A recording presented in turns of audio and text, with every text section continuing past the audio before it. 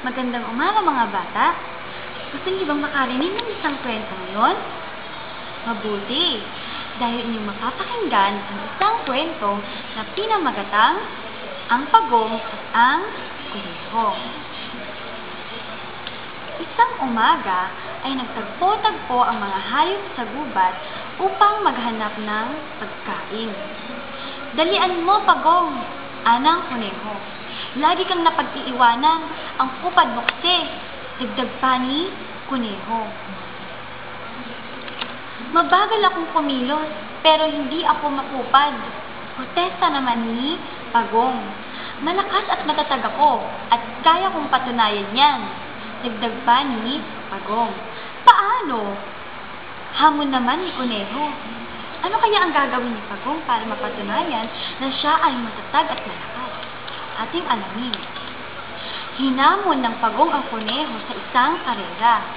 "Mula rito hanggang sa dulo ng daang ito," anang pagong. "Karera?" Tumawa ng malakas ang kuneho. "Madali lang yan, pagong," pagmamayabang pa ni kuneho. At nagsimula ang karera. Nanguna agad si kuneho. Ano kaya ang nangyari kay pagong? Alamin natin sa susunod na pahina. Aabutin ng buong araw ang pagong na yan bago niya marating ang dulo ng daang ito, anang kuneho sa kanyang sarili. "Mabuti pa'y umidlip na muna ako." Hindi naglaon at bumungad din ang pagong sa daan. "Kawawang kuneho," anang pagong sa kanyang sarili nang malagpasan niya ang natutulog na kuneho. Dapit hapon na nang magising ang kuneho.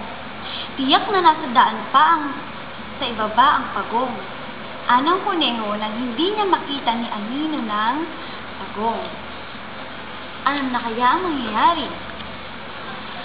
At pagdating ng kuneho sa dulo ng daan, ay nakita niyang nagkakasiyahan ang pagong at ang iba pang hayop.